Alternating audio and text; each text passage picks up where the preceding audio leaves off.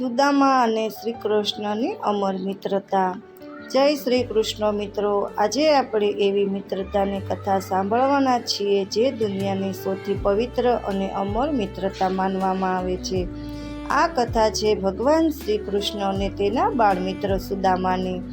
આ વાર્તા આપણને સાચી મિત્રતા, પ્રેમ અને નિસ્વાર્થ ભાવની શીખ આપે છે. તો ચાલો મિત્રો, વાર્તા શરૂ કરીએ.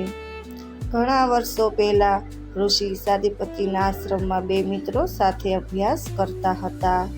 એક હતા દ્વારિકાના ભવિષ્યના રાજા શ્રી કૃષ્ણ અને બીજા હતા ગરીબ બ્રાહ્મણ પુત્ર સુદામા. બંને મિત્રો વચ્ચે ખૂબ પ્રેમ હતો. આશ્રમમાં તેઓ સાથે ભણતા, સાથે રમતા અને સાથે જ ભોજન કરતા. શ્રી કૃષ્ણ રાજકુમાર હોવા છતાં ક્યારેય સુદામાને પોતાની જુદા માનતા નહોતા. સમય પસાર થયો. શિક્ષણ પૂરું થતાં બંને પોતાના જીવનમાં વ્યસ્ત થઈ ગયા.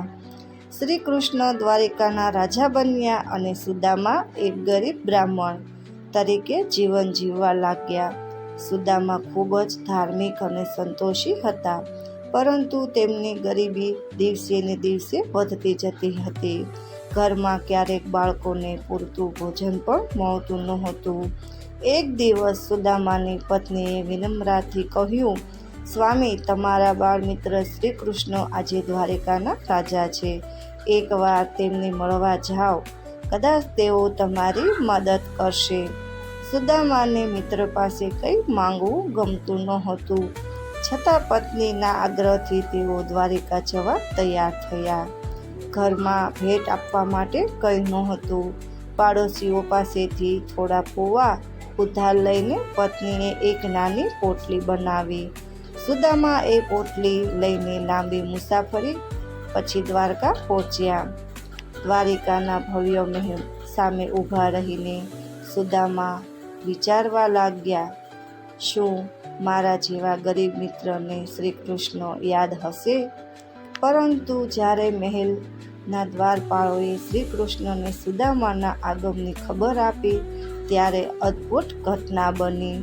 દ્વારિકાના રાજા શ્રી કૃષ્ણ પોતાના સિંહાસન પરથી તરત ઊભા થઈ ગયા અને દોડતા દોડતા મહેલના દ્વાર સુધી પહોંચ્યા. વર્ષો પછી મિત્રને જોઈને તેમની આંખોમાં આનંદના આંસુ આવી ગયા. તેમણે સુદામાને ભેટીને કહ્યું, મિત્ર, કેટલા વર્ષો પછી આજે તું મળવા આવ્યો છે.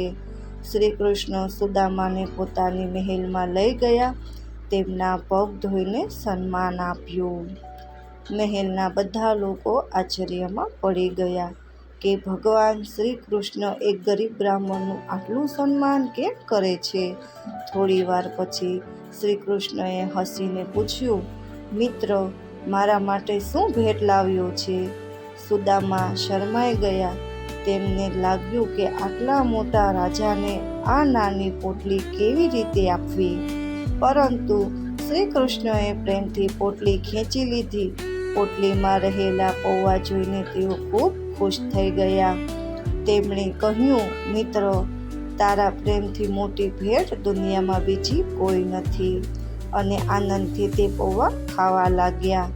સુદામા આખો દિવસ મહેલમાં રહ્યા, પરંતુ મિત્ર પાસે પોતાની ગરીબી વિશે એક શબ્દ પણ બોલ્યા નહીં. બીજા દિવસે તેઓ પાછા પોતાના ગામ તરફ નીકળી ગયા. માર્ગમાં તેઓ વિચારતા હતા, હું કંઈ માંગવાનું તો ભૂલી જ ગયો, પરંતુ મિત્રને મળીને જે આનંદ મળ્યો છે તે જ મારા માટે સૌથી મોટું ધન છે. જ્યારે તેઓ પોતાના ગામ પહોંચ્યા ત્યારે તેઓ આશ્ચર્યચકિત થઈ ગયા. જ્યાં તેમની જૂની ઝૂંપડી હતી ત્યાં હવે સુંદર મહેલ ઊભો હતો. તેમની પત્ની સુંદર વસ્ત્રોમાં બહાર આવી. ઘરમાં સુખ, સમૃદ્ધિ અને આનંદ છવાઈ ગયો હતો. સુદામા તરત સમજી ગયા કે આ બધું તેમના મિત્ર શ્રી કૃષ્ણની કૃપા છે. તેમણે કંઈ માંગ્યું નહોતું, છતાં મિત્રએ તેના હૃદયની દરેક વાત સમજી લીધી. સુદામાની આંખોમાં આંસુ આવી ગયા.